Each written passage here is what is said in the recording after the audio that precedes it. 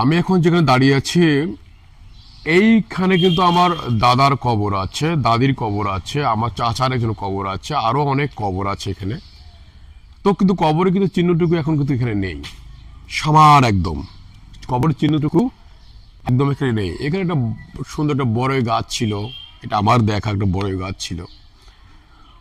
এই প্রাচীরের পাশে কিন্তু একটা গোরস্থান আছে, কবরস্থান আছে, সেখানে আমার বাবার কবর আছে, আমার জ্যাঠো জ্যাঠো আব্বার কবর আছে, চাচার কবর আছে, আমার চাচাতো ভাইয়ের কবর আছে, আমার বোনের কবর আছে।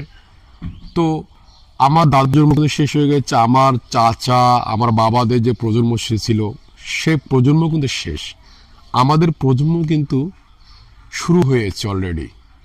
আমরা কিন্তু আজও কালা আমাদের প্রজন্ম শেষ হয়ে যাবে। তো আমাদের এই যে সম্পত্তি নিয়ে, এই ধনের জন্য, এই অর্থের জন্য, এই ক্ষমতার জন্য এত আমরা প্রভাব বিস্তার করি। আমি চোখে তো দেখাচ্ছি যে আমার দাদা দাদি তাদের যে প্রজন্ম ছিল তা ভ্যানিশ, আমার চাচা বাবা যে প্রজন্ম ছিল তারাও কিন্তু ভ্যানিশ, আমরাও কিন্তু ভ্যানিশের দিকে যাচ্ছি। আজ বা কাল আমরাও ভ্যানিশ হয়ে যাব। এই লক্ষ কোটি কোটি বছর যে আমরা প্রজন্ম একটার পর একটা প্রজন্ম ভ্যানিশ হয়ে যাচ্ছে। সবাই তো সম্পদ নিয়ে পড়েছিল, সবাই সম্পদের কত কাহিনী নিয়ে কিন্তু সবাই ছিল, কেউ কিন্তু নেই। আমরাও থাকবো না, আপনারাও থাকবেন না, পরবর্তী প্রজন্ম থাকবে না, যুগ যুগান্তর থেকে এভাবে চলবে। কি লাভ বলুন তো? একটু যদি শান্তি থাকা যায়, হিংসা মুক্ত থাকা যায়, ভালো থাকা যায় সবাইকে মিলে,